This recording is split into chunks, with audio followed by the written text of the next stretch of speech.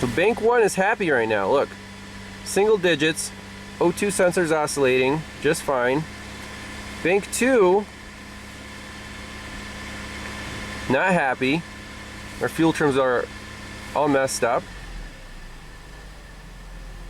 I'm tempted to go back and clear all the trouble codes out because it can't even get in range right now. Let's do that. Key on, codes menu, clear codes. Yes. Continue.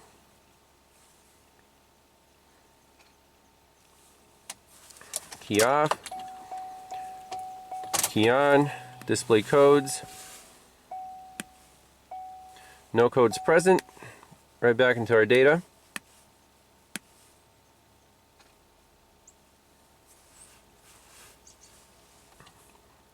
Okay, so fuel trims are all zeroed.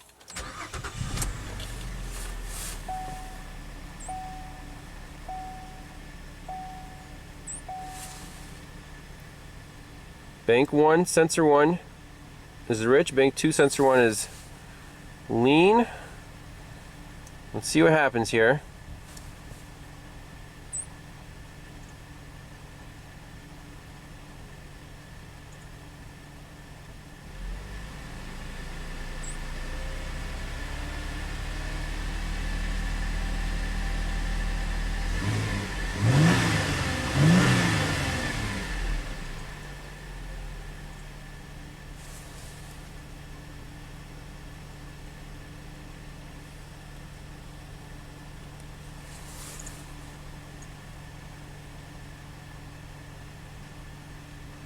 Let's see, they're both oscillating.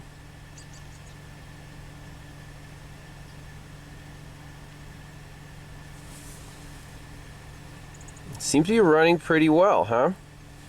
Why does it look like it's running perfectly now?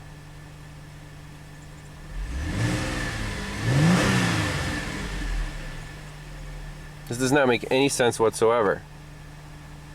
That exhaust cam was 30 degrees.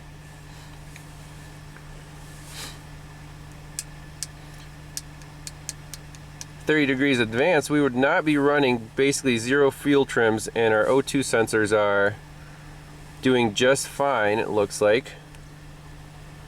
Bank 1 sensor 1, bank 2 sensor 1. They're oscillating, the fuel trims are good. Alright, let's take it for another test drive. Look at this, now our bank 2 fuel trims are getting pegged super high, and the bank 2 O2 sensor is doing that. Aha.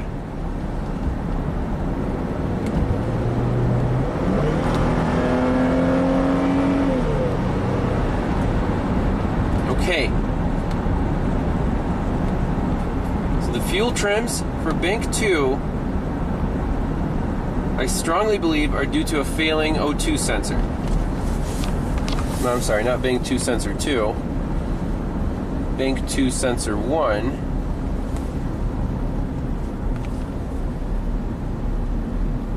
That guy right there.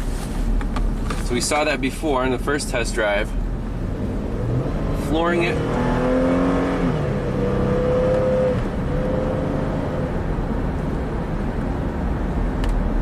So we're flooding that bank with fuel. Crazy stuff. Only when that sensor gets hot, because you just saw that the fuel trims were perfect when it was warming up. It's going to start running poorly now. Not because timing jumped, but because this O2 sensor is pegged lean.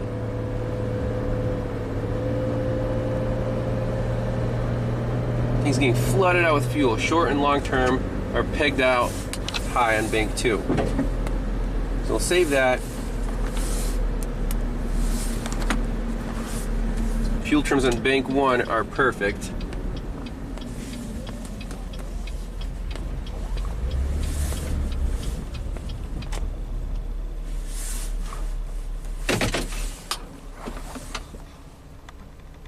Yeah, it's starting to shudder now. wonder if we can unplug the Bank 1 sensor 2 or Bank 2 sensor 1 and just put it in open loop and see if it runs any better. Bank 2 sensor 1 is unplugged. Let's see how it runs. Clear codes, yes. Okay. Okay, good.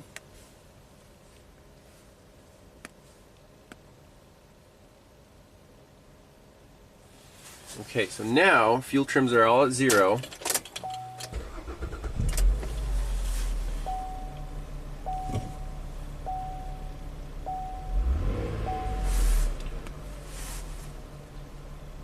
There we go. So Bank 1.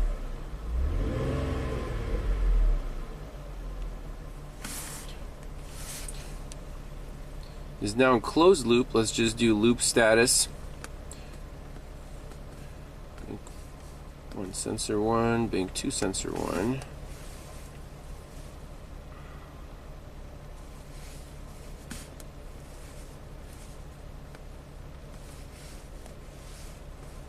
Okay. See, Bank 2 sensor 1 is open loop. So it should set a code for that sensor, but it should drive significantly better.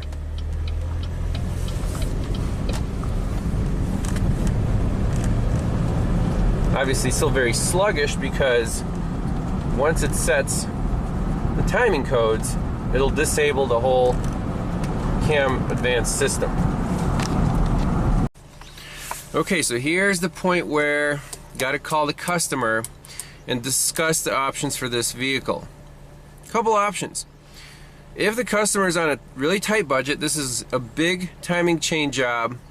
It could exceed the value of the vehicle. I mean, 2008 Suzuki, you know, high mileage. So my theory is, well, if you're really on a tight budget and you still want this thing to run and be usable, you have to replace the Bank 2 upstream oxygen sensor to get these fuel trims under control and do an oil change. And that's it. This thing can run with stretch timing chains. They're quiet. Nothing's gonna self-destruct. Yes, it'll set the timing codes. The check engine light will be on. You'll have less power. The fuel efficiency won't be as good, but the vehicle will still run and be reliable. I know some people might disagree with that, but that's one option. Second option is if you want this thing perfect, we're doing all the oxygen sensors, we're doing all the timing chains, tensioners, guides. So, you know, this is that life in the point in the life of the vehicle where the customer can decide, hey, maybe I want to just throw an oxygen sensor at it, do an oil change, and use it for a year or two in this state. I mean, it runs fine. It has decent power, obviously not as good as if everything's working perfectly, but it's still perfectly usable, and I don't see why it couldn't run that way for, you know, for a year or two. So let me know your thoughts. I'm going to call the customer now and see what they want to do. So I talked to the customer and we kind of made a game plan. I said, first of all, replace the oxygen sensor, Bank 2 sensor 1, and do an oil change. And that's step 1 with the diagnostic and everything. Step 2, once you know that's done, we can do the timing chain job if they want, but the car will still be reliable even with the stretched chains. So they're going to get back to me, but for now, with this sensor unplugged, the fuel trims are good, engine's running very smoothly. I want to do the bypass test with the Bank 2 exhaust cam. Let's fully retard it and see what happens. The engine does not stall. It lopes. Release it. Runs fine. So the reason it stalled out the first time we did that test was because the fuel trims were so skewed by that bad oxygen sensor. We thought, hey, it's different than Bank 1. Cams are probably out of time. And based on the scope patterns, again, I don't have a known good for this car, but it looked like the exhaust cam on Bank 2 was advanced by 30 degrees, like a timing chain jump. Not the case. Engine runs great. Timing chains are not, you know, they're stretched, but they're still quiet. They haven't jumped. So that's where we are. If you want to compare that to Bank 2 exhaust, pin 25, white and black. I'm sorry, Bank 1 exhaust is the light green on pin 1. So we can move our control to this light green wire.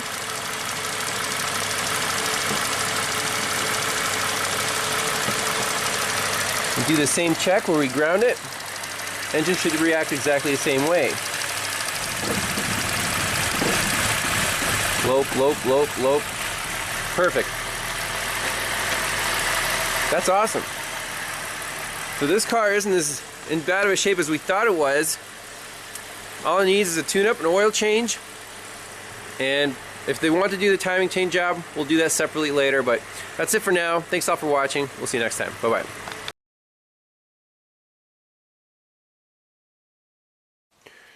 All right, back to the Suzuki. Let's put in a new oxygen sensor straight from Rock Auto, Denso. And I love how they include anti-seize packets even though the sensor is already coated in anti-seize. There's the 1395. It looks identical to the one that we just took out.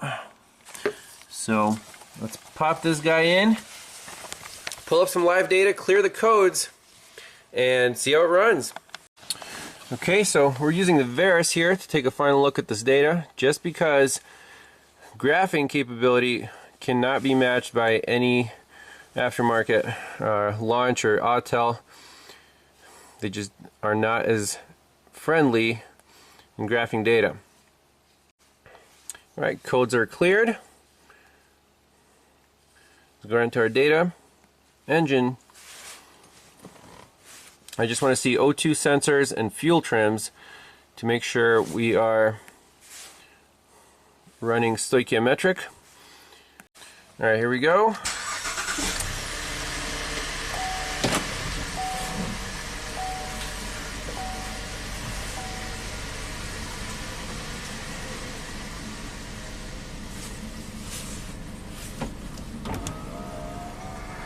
And they are both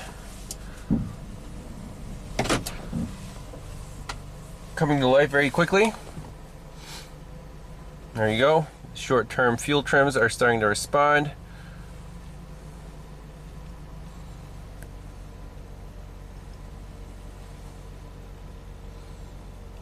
Single digits, that's good. Let's take it for a good spin, make sure everything runs well. Alright, looking great so far on all the oxygen sensors. Even our downstreams are nice and steady, so I would say the cats are working. Let's do a nice brisk acceleration here. Make sure the power is acceptable. Now keep in mind with the timing codes, we're not going to have full power. But this thing runs really nicely and smoothly, even with the stretched chains.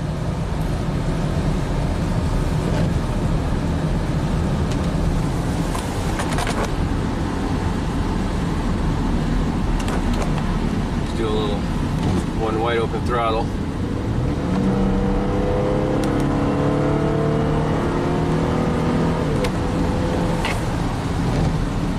Hey, it's got more power than my XL7 even with the stretched chains. So an extra liter of displacement.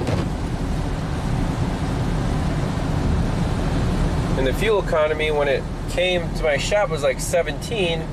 Now we're just about 20 miles to the gallon. So obviously we're not over fueling anymore. See, the oxygen sensors are working beautifully. So we'll drive for a few more miles. Fuel trims, single digits. I like it. Alright, final numbers after the test drive. Everything's great. Fuel trims are 4 on bank 1, 8 on bank 2. That's acceptable. Let's just read the codes. So we expect The only codes left should be the evap vent solenoid and the timing codes. So 449, 17, 008, 009, 16, and 18. So that's it. So replacing the oxygen sensor fixed how many codes? Now we have 1, 2, 3, 4, 5, 6 codes left. We started with 11, so 5 codes knocked out. Pretty affordable repair. And the main thing here is the car runs well, no misfires, runs smooth. Obviously lacks a little power because the VVT system is disabled by the car, but I left that up to the customer because the timing chain job on this vehicle is quite pricey. It would be over $1,000. 10 hours labor plus the whole timing set is over $1,000. And they said, hey, if it's reliable and it gets a couple of miles per gallon less than when it was new, we'll live with it. And that's totally cool. It's still reliable. Timing chains are quiet, not rattling. So I'd say they can keep driving it until they start rattling or until they get tired of the weak sauce acceleration. But pretty awesome. So thanks a lot for watching, and we'll see you next time. Bye-bye.